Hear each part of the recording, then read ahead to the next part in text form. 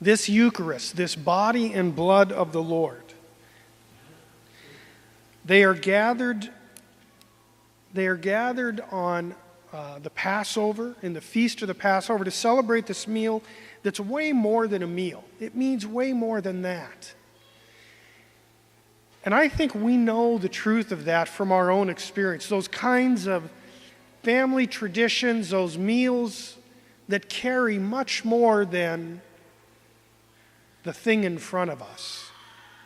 You know, it was more than just them in an upper room with some bread and some wine and all of the regulations of that Seder meal, that Jesus reaches out in that context.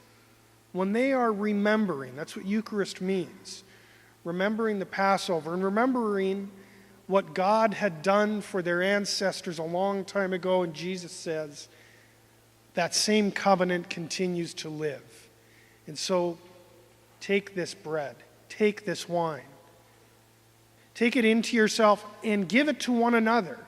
That it's not just, I'm going to do this once for you, but that we have to do it for one another, that Jesus calls us to that. Even in the missioning before the ascension, it's what Jesus calls them to. From Luke, go out and be my witnesses in Judea, in Galilee, in Jerusalem, to the ends of the world. That is, take this experience of communion, of being together, and share it with the world. Like I say, we all have these family traditions, I think, that can help us understand Eucharist, help us understand real presence. When I was growing up, and even in middle age, at Easter time, my mother always made Easter bread. It was this Easter bread that was this a family recipe that her mother made and used to make for us when we were little. Our grandmother, that her mother had made. And my mother would make a little Easter bread for each one of us, and then big ones that the whole family would share at Easter time. And she did it for all of her grandchildren. And they eventually picked this up, my sisters and brothers and in-laws, making it for their children and now their grandchildren, and my nieces and nephews doing the same thing. And it's more than bread. It's not just some flour and yeast and sugar and whatever flavorings, formed in a certain way with an egg in the middle. And it carries much more to it than that. We all have these kinds of traditions in our families.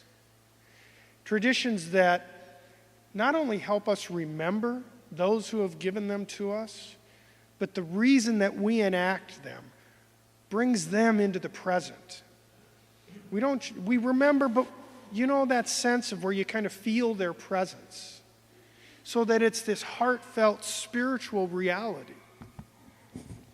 It's a tradition that ends up being alive because it brings the past into the present, and it pushes the present out into the future.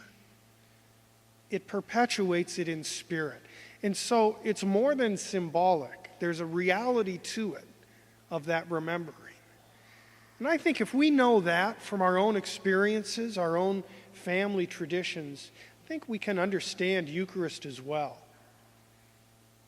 This bread and wine that carries with it much more than that. The very presence of a God who wants to be with us, a God who wants to give God's self to us. And so while there may not be a physical presence, there certainly is a spiritual one.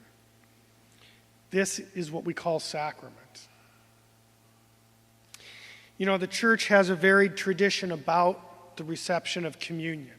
It hasn't always been, as we do now, frequent reception. In fact, in in our Jesuit constitutions written in the 1540s and 1550s, we're instructed to receive communion once every 8 days. That got us in trouble with some people. That was considered scandalous because it was way too frequent. It was disrespectful. some Jansenists up in France railed against it. We wouldn't even think that now. That I think our current practice of frequent communion comes from this understanding of God's great desire to give to us. God wanting to be close to us wanting to be close to the Lord, us wanting to receive so that we can follow, us wanting to receive so that we can understand the ways that the Lord is present in our lives and in our love especially. You know, for a number of years, I was director of novices for the Jesuits, and every year, first-year novices make a 30-day silent retreat. They make the spiritual exercises of St. Ignatius, and pretty much always, I would ask the ones that I was directing, you know, as they were praying through the day, as they were reflecting and having insights, you know, when did those happen? Where did they occur? And what were they? And they didn't always occur during prayer. You know, guys would spend 4 or 5 hours a day in prayer. Sometimes it would happen in prayer when they were thinking about something, praying for a grace. Sometimes the insight or the consolation or the movement of heart would happen outside of prayer when they were doing something completely different, something else. Oftentimes, common. It was amazing how common it was, how consistent it was that at Mass, and especially after communion, something would happen, an insight, a movement of heart. And so I frequently would tell them, you know, pay attention to what happens after communion. Pay attention to what happens to you at Mass.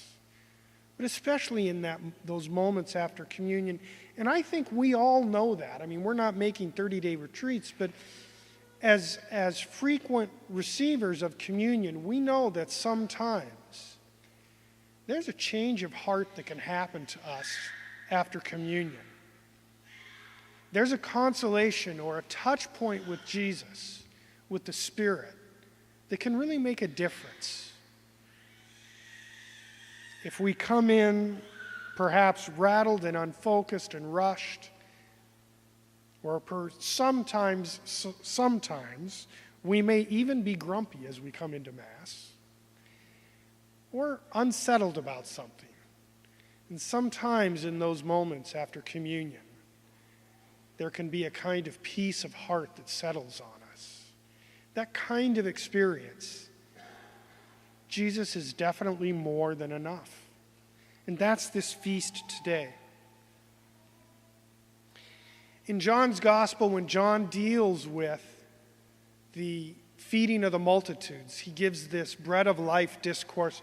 That's where John really institutes the Eucharist. And at one point, there's this scene where Jesus and the disciples are talking, and they're saying, you know, this is really difficult to hear when you say, eat my body and drink my blood. A lot of people are leaving because they can't take this. And Jesus says to them, do you want to leave as well? And it's Peter who answers. He says, Lord, to whom else would we go?